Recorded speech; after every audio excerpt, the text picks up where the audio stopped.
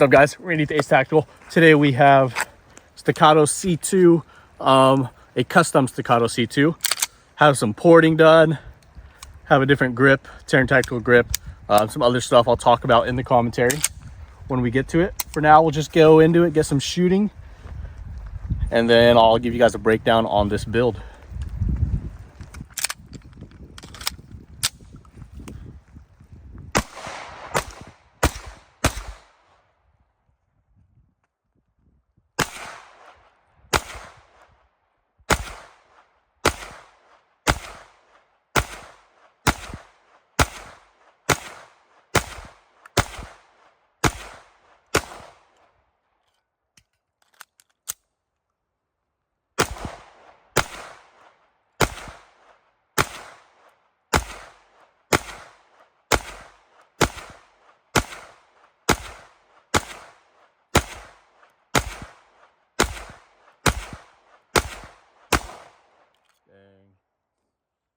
So I was trying to sever the head here, but looks like we're gonna need a lot more bullets to even come close to doing that. But this is a pretty sweet gun. We'll go ahead and get more shooting done, and then I'll go over the build top to bottom as usual.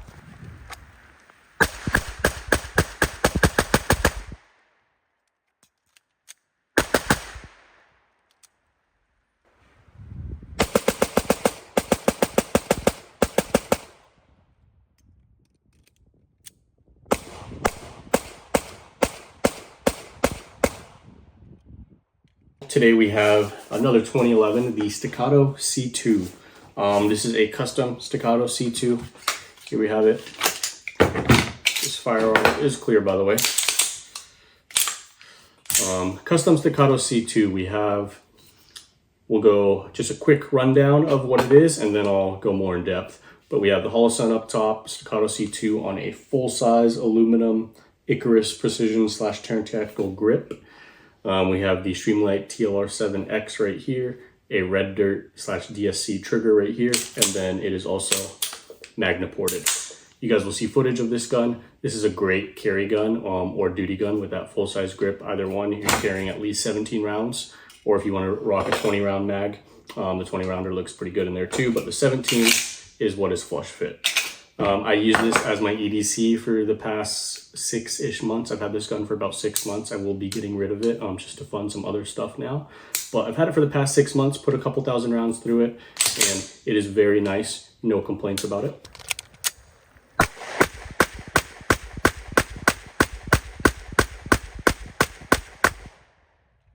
Some things that make this Staccato a little different than, let's say, a normal C2. You're still gonna have that aluminum frame just like you would in a normal C2. But we have that full-size grip rather than the more compact grip that you get in a C2 that holds the 16 rounds. This holds 17 rounds. I do think with that shorter 3.9-inch barrel and slide on this full-size grip, it looks really good. This is a really good-looking gun, I think. Definitely going to be a little more snappy than, let's say, like a Staccato P steel frame or a Staccato XC, just because you have that longer slide and barrel. You have a steel frame, heavier mass. Stuff like that. You have the compensator on the Staccato XC. The Staccato XC is definitely a dedicated kind of competition gun, kind of range fun gun. I say kind of competition gun because with the Staccato XC, if you're shooting USPSA, you're going to be shooting like open division, and it's not a dedicated open gun. It's a really cool gun for what it is, but this I think is a much more dedicated duty or everyday carry gun than a Staccato XC. Staccato P, I'd say, is a great duty gun too, but if you're looking for something a little more short, you have that 3.9-inch barrel rather than the 4.4 you get from the Staccato P. This, I think, looks really good. It feels really good in the hands, feels really good when you shoot, present it, everything. Ergonomics on this feels great. The grip texture on this feels great. So I did get this gun fully assembled like this from Nexus Armory, and then I'll just read you guys, because he had the gun for a while before I did. Like I said, I've only had this for 6 months. I did put a couple thousand rounds through it in the last 6 months, and I've been carrying it. And I don't really have any major complaints, but I also didn't have to assemble all the parts like he did. So I asked him if he had any complaints, what they were. And so I believe his name was Sean from Nexus Armory. try to double check just so I'm giving credit to the right person. But yeah, so Sean from Nexus Armory LLC is where I got this gun. And I asked him if he had any complaints about the gun. He said so I'll just read the text that he sent me. My chief complaint for the TTI would only be the fact that they did not have a basic cutout for even a non-ambi safety, which is ridiculous considering all 2011s will need at least a single side relief cut for a safety. So the TTI he's referring to is the Terran Tactical / Icarus grip right here. So that aluminum grip, I guess it didn't have any relief cuts for the ambi safety, so he had to do some cutting himself in order to get the safety to fit. And then one of his favorite things about this gun was, he said, the Holosun ACSS. So you have this right here, the Holosun ACSS from Primary Arms utilizes their ACSS reticle. So it has, if you've ever seen the Trigicon ACOG, it has that chevron, and then it has an outer ring around the chevron.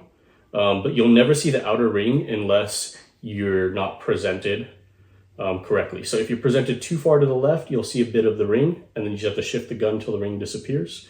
If you're shifted too far to the right, again, you just top, bottom, doesn't matter. It'll show you, I wish I could explain it better, but wherever that ring is, it shows you where you need to move the gun in order to have the reticle displayed directly in the center. And one thing with this optic, I will agree it's a really good optic, the ACSS Holosun. And it looks really good if you're shooting under night vision. Super easy to shoot this thing under night vision. I don't have any footage of me shooting it under night vision, but I don't have any footage, unfortunately. But if you guys take my word for it, this looks really good under night vision. But back to what he said. He said, the Holosun ACSS, easily my favorite reticle to use in a carry situation. With the massive circle, it gives an intuitive feedback to the user to tell you exactly how you need to adjust your point of aim to see the reticle if you are off and cannot see it. With the enclosed version of it, it eliminates the issue I had with the open version, which is that it would get very dirty and clouded from lint and dust to a point that if I didn't clean it every couple of days or so, it would become nearly unusable. So yeah, that's just going to be a closed emitter thing, which yeah, closed emitter is great for carry. You don't have to worry about anything getting inside messing up the emitter, because the emitter is on the inside enclosed by the housing and the glass. So similar to like Aimpoint Acro, the Steiner MPS, Lead and Steel Pandora, the 509T. This I believe is 509RD, is specifically the ACSS 509RD.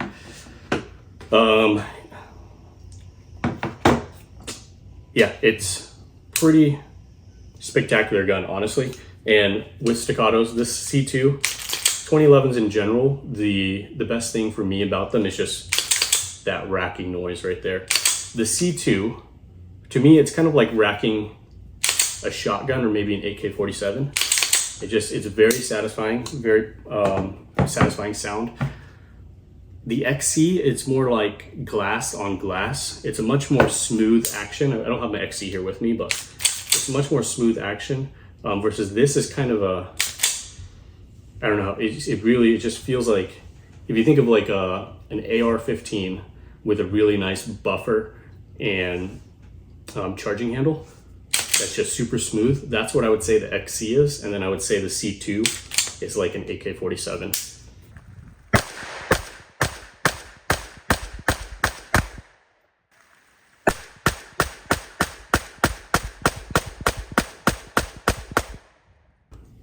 All right, guys, let's go over the cost breakdown of it real quick, and then I'll go top to bottom with the review. But we have, so the Staccato C2 with the DLC barrel, so that black DLC finish on the barrel, that's what the DLC means. So Staccato C2 with the DLC finish from Staccato, you're gonna be looking at $2,400.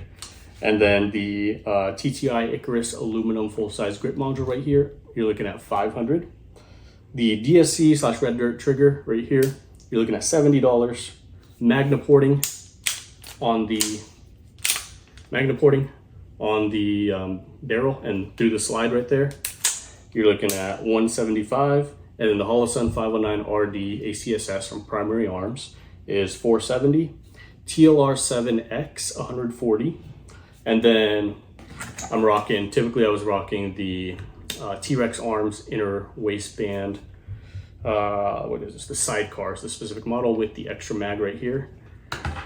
And that was $170, bringing this total build out to $3,925. So not cheap by any means. You're looking at a very hefty price tag, but you're looking at a really freaking cool gun. Like I said, I think this is a ready to run duty gun or an EDC.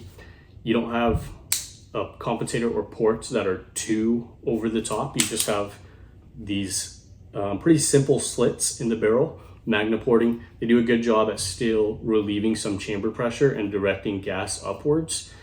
They aren't the most effective as far as compensation goes, but you're getting very little feedback as far as any negatives to porting, which it could be shrapnel or too much of a muzzle flash. I've never had issues with even something with a crazy comp in ports, even shooting under night vision. I've never had issues with muzzle flash, but I know some people complain about that. So Magna porting is a good option if that's something you're worried about. If I were to redo this, me personally, I would go with like V porting from DSC Gunworks, probably V6 porting. It's more effective. Yeah, you do get more muzzle flash, but you get a lot more gas compensation. But yeah, you do have that downside of muzzle flash. I know some people are pretty anal about that. Like I said, I've never found it to be an issue. Yeah, go ahead. We'll start at the top now. The Holosun ACSS, that reticle, like I said already, super nice reticle, very easy to present. It's a chevron, exactly like you'd see on an ACOG. So I use the tip of the chevron for zeroing, and then I zero at 25 yards. The optic itself, I haven't torture tested or anything, and I probably won't be torture testing it just because I am going to be selling this entire package. After I'm done filming this, I'll be selling this entire package. But I have a lot of experience with the 509T. So the T is the titanium. It's going to be a little more durable of a housing than the RD. But even the RD, I don't think you're going to have any issues just EDCing it, or for duty usage. I really don't think you'd have any issues with the 509 RD. You have the solar power at the top. If you run out of batteries, I just use batteries. And then actually, let me rephrase that. So the solar will not work if your battery is completely dead, but it does help to extend your battery life. So you still need batteries. It's not going to run if it doesn't have any batteries at all. You have this is the biggest downside to Holosun, I think, is that your elevation and windage knobs, the screw or the little tool for it is super tiny, that it's pretty much a proprietary screwdriver that you need, or like a really tiny screwdriver. That's the biggest downfall. Other than that, I don't have much complaints about the Holosun. And then primary arms reticle, I think is great. Moving down, if you don't have this optic, you have really good fiber optic front sight, which even with, like I said, I have a couple thousand rounds through this gun, and then before it got to me, I don't know how many rounds it had, but it had to have a little bit, I would say. I don't know. It's hard to estimate with the Staccato because the finish is really good on a Staccato, and it's not showing any wear yet. So not too sure how much rounds are through this, but the fiber optic's still there. So that just kind of goes to show the Magna porting does a good job at not clouding up your fiber optic front sight versus with like the DSC V6 porting, or maybe another company that does like chunk ports or something. You're probably going to get that that front fiber optic or that front sight just baked in carbon.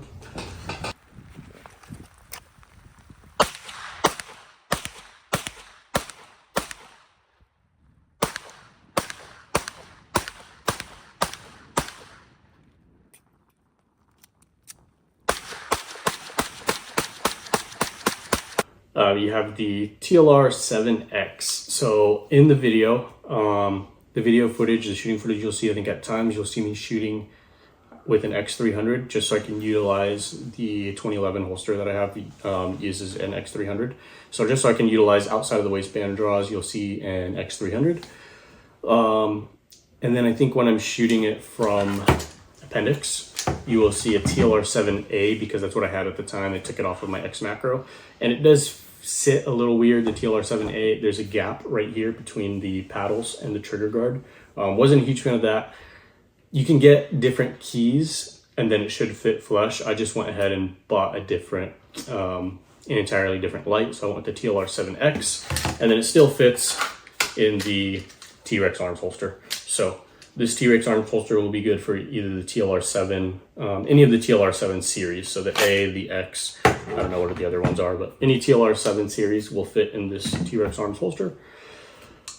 Going down from there, we have the trigger. This is a really nice trigger, flat face trigger. It's a collab between Red Dirt and DSC Gunworks. And if you guys check this out, you have very little take up. It is a very positive wall, but very little take up. And then a little bit of pressure. It's about a 3-pound trigger, and it breaks.